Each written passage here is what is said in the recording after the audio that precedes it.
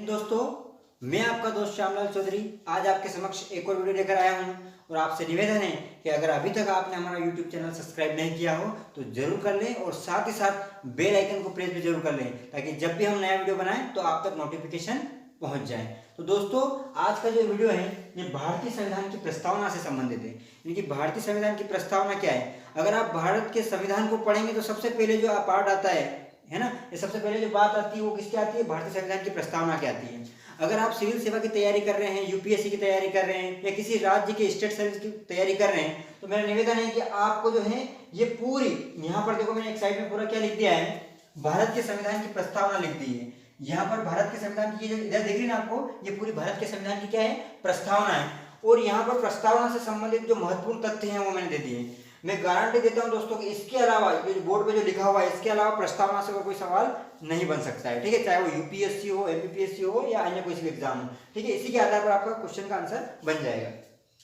तो बात करते हैं दोस्तों, हाँ मैं बात कर रहा था, अगर आप यूपीएससी की तैयारी कर रहे हैं या किसी अन्य राज्य के स्टेट सर्विस की तैयारी कर रहे हैं तो आपको प्रस्तावना याद होना बहुत जरूरी है, क्योंकि कई बार जो है इंटरव्यू में भी पूछ ली जाती है कि बताइए भारत की प्रस्तावना क्या है, और आपको फिर ये याद होना चाहिए तभी आप बोल पाओगे। ठीक है, मुश्किल से 5-7 लाइनें दोस्तों आपको याद होना चाहिए। तो देखते हैं पहले भारत की प्रस्तावना है क्या, है ना, उसके बाद फिर अपन इसके बारे में पढ़ेंगे। दोनों चीजें जब हो जाएगी आपकी तो आपका ओवरऑल पूरा ये जो है टॉपिक क्लियर हो जाएगा, भारत की प्रस्तावना क्या है।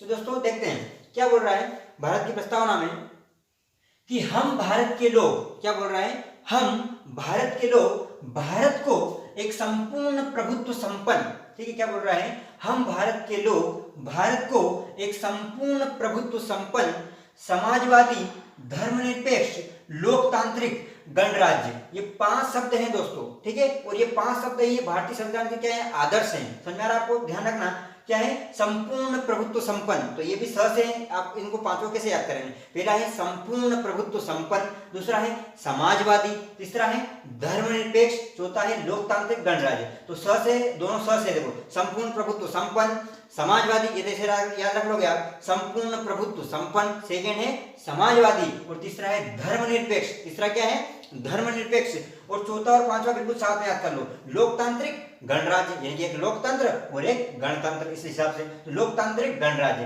तो इससे आपको पता चलेगा जो भारत का जो आप देख सकते हैं जो सिस्टम है ना, वो इस प्रकार से बना हुआ है। यानी कि हम क्या है, संपूर्ण प्रभुत्व संपन्न है। संपूर्ण प्रभुत्व संपन्न का मतलब क्या है दोस्तों, यानी कि हम आंतरिक रूप से और बाह्य रूप से स्वतंत्र हैं, है ना, कोई भी अपने को ये नहीं बोल सकता भाई तुम ये करो। भारत अपने आप में क्या है, संपूर्ण प्रभुत्व संपन्न है। तो ये हो गया, मैं इनकी ज्यादा अंदर नहीं जाऊंगा क्योंकि इसमें जाएंगे बहुत बड़ी लंबी कथा है। ठीक है, लेकिन आपको थोड़ा थोड़ा बता दूंगा। जैसे संपूर्ण प्रभुत्व संपन्न का मतलब है कि क्या होना, बाह्य और आंतरिक रूप से क्या होना, बिल्कुल स्वतंत्र होना, अपने निर्णय खुद ले लेना। यानी कि भारत अपने निर्णय जो है स्वयं लेता है। समझ आ रहा है आपको, भारत जो एक देश है ये अपने निर्णय स्वयं लेता है, किसी और पर डिपेंड नहीं है, इसलिए इसको बोलेंगे संपूर्ण प्रभुत्व संपन्न। फिर अगली बात आती है समाजवादी। यानी कि दोस्तों आपको पता है हमने क्या है, किस प्रकार एक समाजवादी अवधारणा को अपनाया कहीं कहीं, है ना, पूर्ण तो समाजवादी नहीं है लेकिन हाँ बहुत सारी चीजें हमने समाजवादी अपनाई है ना। तो समाजवादी और धर्मनिरपेक्ष, समझ में आ रहा है आपको, धर्मनिरपेक्ष। अच्छा, समाजवादी और पूंजीवादी में अंतर समझते हो आप। पूंजीवादी यानी कि जहां पर क्या है, पैसों के आधार पर सब काम चल रहा है, और यहाँ पर जो है पूंजीवादी जो होता है वहां पर क्या बोलबाला रहता है, जैसे उद्योगपति हुए, है ना, इन कहीं न कहीं अर्थव्यवस्था में जो पूंजी है उसका बोलबाला रहता है। और समाजवादी में कहीं सरकार महत्वपूर्ण भूमिका निभाती है ना, सरकार जो है महत्वपूर्ण कार्य करती है, तो ये समाजवादी हो गया। ठीक है, तो समाजवादी, संपूर्ण संपन्न और धर्मनिरपेक्ष। धर्मनिरपेक्ष से मतलब है दोस्तों अपना जो भारत देश है ये किसी भी एक धर्म को, ऐसा नहीं कि किसी एक धर्म को विशेष करके मान्यता दे रखी है, नहीं, हमारे यहाँ जितने भी धर्म, चाहे हिंदू, मुस्लिम, सिख, ईसाई, सभी धर्म को समान मान्यता दी गई है। तो अपना देश क्या है, धर्मनिरपेक्ष है, कोई हिंदू राष्ट्र नहीं है, कोई मुस्लिम राष्ट्र नहीं है। जैसे बहुत सारे देश, जैसे पाकिस्तान को देख सकते हो, क्या बोलते हैं, वो पाकिस्तानी राष्ट्र जो है मुस्लिम राष्ट्र हैं, लेकिन अपना जो यार राष्ट्र है वो कोई हिंदू नहीं है, कोई मुस्लिम नहीं है, सिख नहीं है, ईसाई नहीं है, हमारा क्या है, धर्मनिरपेक्ष राष्ट्र है दोस्तों। फिर अगला है लोकतांत्रिक। लोकतंत्र का मतलब समझते हैं आप, यानी कि यहाँ पर क्या है, जनता ही क्या करती है, जनता के द्वारा, जनता के लिए ही जनता का शासन किया जाता है ना, आपने वो अवधारणा सुनी होगी। तो ये लोकतंत्र है अपने यहाँ, यानी कि अपने यहाँ जनता ही शासन करती है, जनता जनता के लिए और जनता के द्वारा ही शासन होता है, ये अपने यहाँ क्या है, लोकतंत्र है। और गणराज्य यानी कि हमारे यहाँ जो मुख्य व्यक्ति हैं, इस संविधान के अनुसार जो प्रथम व्यक्ति है वो जो है राजतंत्र के हिसाब से नहीं बैठता है, हमारे यहाँ कोई राजतंत्र नहीं है, हमारे यहाँ क्या है, गणतंत्र है। ठीक है दोस्तों, तो आपको ये बिल्कुल पांचों बातें समझ में आ गई होगी, संपूर्ण प्रभुत्व संपन्न, समाजवादी, धर्मनिरपेक्ष, लोकतांत्रिक और गणराज्य। ठीक है, इसमें और भी डिटेल जा सकते हैं लेकिन ज्यादा जाने की आवश्यकता नहीं, सिंपल से आपको समझ में आना चाहिए। ठीक है दोस्तों, तो क्या बोल रहे थे कि हम भारत के लोग भारत को एक संपूर्ण प्रभुत्व संपन्न समाजवादी धर्मनिरपेक्ष लोकतांत्रिक गणराज्य बनाने के लिए, मतलब इस प्रकार का राष्ट्र बनाने के लिए और इसके समस्त नागरिकों को, अब याद रखना आगे, ये तो 5 क्या है, 5 आदर्श हैं, यहाँ पे पढ़ाऊंगा मैं आपको, ये 5 क्या है, 5 आपके आदर्श हैं, मतलब अपने भारतीय जो संविधान है इसकी प्रस्तावना में 5 आदर्श कौन से हैं, वही संपूर्ण प्रभुत्व संपन्न समाजवादी धर्मनिरपेक्ष लोकतांत्रिक गणराज्य। ठीक है, ये जो 5 आपने बताई ये क्या है, 5 आदर्श हैं। अब 4 अपेक्षाएं भी हैं दोस्तों, 4 अपेक्षाएं भी भारतीय संविधान में है। क्या? न्याय करने की अपेक्षा है, हम न्याय करेंगे, न्याय, स्वतंत्रता, समता और बंधुत्व। ठीक है, न्याय, न्याय का मतलब आप समझते हैं, यानी कि न्याय सबको सुलभ होना चाहिए हो, है ना, चाहे गरीब हो अमीर हो, ऐसा नहीं कि अमीरों को ही न्याय मिले, ऐसा नहीं हो जाए कि सिर्फ अमीरों को ही न्याय मिले और गरीबों को न्याय नहीं मिले, लेकिन न्याय सबके लिए होना चाहिए। ठीक है, स्वतंत्रता, यानी स्वतंत्रता जो हम स्वतंत्र हैं, है ना, परतंत्र नहीं होना चाहिए, स्वतंत्रता हमको मिली है। समता, है ना, समता के लिए यानी कि सब समान होना चाहिए, किसी से भेदभाव नहीं करना है। बंधुत्व यानी कि एक साथ रहकर जुड़कर रहना, ठीक है, एकता के साथ रहना। तो न्याय, स्वतंत्रता, समता और बंधुत्व, तो आप यहाँ देख सकते हैं न्याय भी कितने प्रकार का, 3 प्रकार का। क्या बोल रहा है, फिर से पढ़ो कि हम भारत के लोग भारत को एक संपूर्ण प्रभुत्व संपन्न समाजवादी धर्मनिरपेक्ष लोकतांत्रिक गणराज्य, ठीक है, बनाने के लिए और इसके समस्त नागरिकों को, जो भी नागरिक है भारत के, इसके सभी नागरिकों को क्या, सामाजिक आर्थिक और राजनीतिक न्याय, कौन सा न्याय दिलाना चाहते हैं, सामाजिक आर्थिक और राजनीतिक न्याय। याद रखना इसमें धार्मिक न्याय नहीं दे रखा है, कहीं भी आपको कभी क्वेश्चन पूछ लेता है, याद रखना कौन कौन सा है, सामाजिक आर्थिक और राजनीतिक न्याय, सामाजिक आर्थिक राजनीतिक न्याय। फिर 5 प्रकार की स्वतंत्रता, विचार, अभिव्यक्ति, धर्म, विश्वास और उपासना की स्वतंत्रता है आपको, यानी कि आपके हिसाब से आपके विचार रख सकते हो, आपकी अभिव्यक्ति अपने हिसाब से हो सकती है, आपका धर्म आप चाहो अपना सकते हो, कोई ये नहीं है।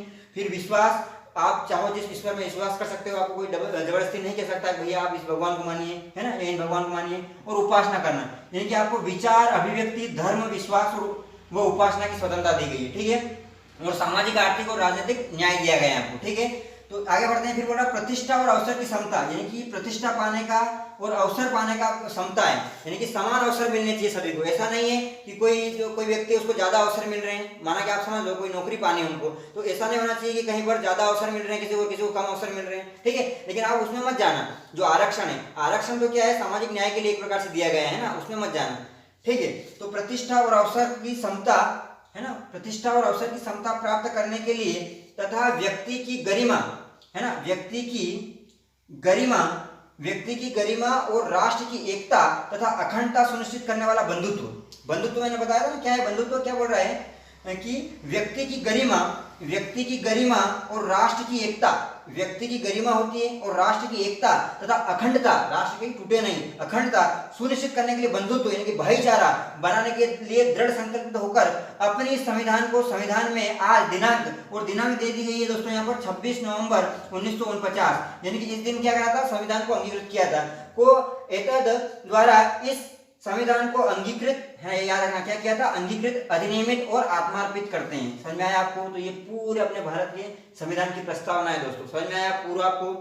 इसमें 5 क्या है, 5 आदर्श है और 4 क्या है, अपेक्षा है, यानी कि न्याय की अपेक्षा है, स्वतंत्रता की अपेक्षा है, समता की अपेक्षा है और बंधुत्व की अपेक्षा है। ठीक है, तो ये आपका इधर वाला पार्ट समझ में आ गया होगा आपको। तो ये क्या है, एक बार पुनः इस पूरी प्रस्तावना को एक साथ बोलता हूँ, आप ध्यान से सुनना तो आपको बेहतर समझ में आएगा।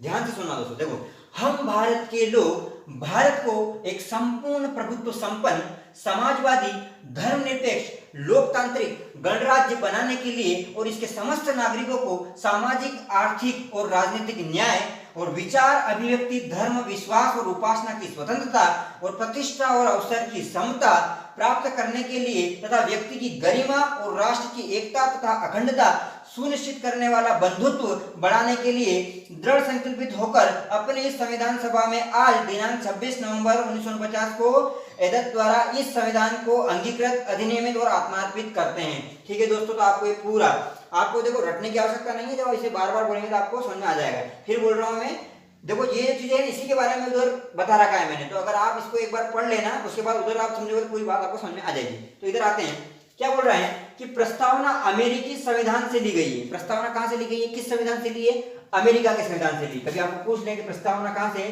तो प्रस्तावना अमेरिका के संविधान से ली गई है, लेकिन प्रस्तावना की जो भाषा है वो भाषा हमने कहां से ली है, ऑस्ट्रेलियाई संविधान से ली है। वेरी वेरी इंपॉर्टेंट दोनों बातें, बात समझना।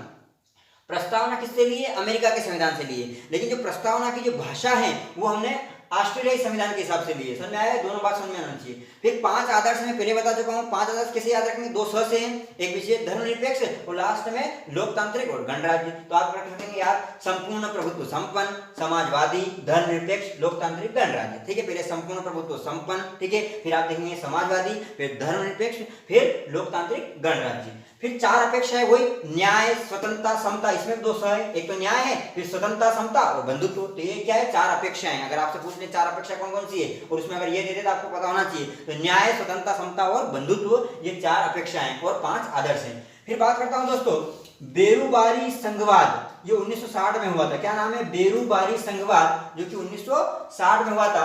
ये इसमें बताया गया था कि प्रस्तावना संविधान का भाग नहीं है, यानी कि ये प्रस्तावना जो हम पढ़ रहे हैं, ये प्रस्तावना ये संविधान का भाग है या नहीं है। तो इसके लिए बहुत सारे वाद हुए। तो उसमें वाद विवाद में आप देखेंगे कि जो बेरूबारी संघवाद है 1960, इसमें बताया गया कि प्रस्तावना जो है वो संविधान का भाग नहीं है। कभी पूछ ले कि बताइए किस वाद में बताया गया कि प्रस्तावना जो है भारत का जो संविधान है इसका भाग नहीं है। तो आप देखेंगे बेरूबारी संघवाद में ऐसा कहा गया था। लेकिन दोस्तों इसके बाद में आप देखेंगे तो केशवानंद भारती बनाम केरल राज्य जो हुआ था 1976, है ना, तो इसमें आप देखेंगे कि ये क्या बोला गया कि प्रस्तावना संविधान का भाग है। तो आपको समझ में आया? बेरूबारी में क्या बोला गया कि ये जो प्रस्तावना है ये संविधान का भाग नहीं है। और उसी प्रकार से फिर आगे बढ़ेंगे तो केशवानंद भारती जो वाद है बनाम केरल राज्य, केशवानंद भारती बनाम केरल राज्य, इसमें बोला गया कि नहीं प्रस्तावना संविधान का भाग है। और दोस्तों जब प्रस्तावना संविधान का भाग है तो इसका मतलब इसमें संशोधन किया जा सकता है। तो इसलिए आपको बता रहा हूं इसमें एक संशोधन किया गया है, यानी कि भारत के संविधान की जो प्रस्तावना है उसमें अभी तक एक ही संशोधन किया गया है। और वो कब किया गया है?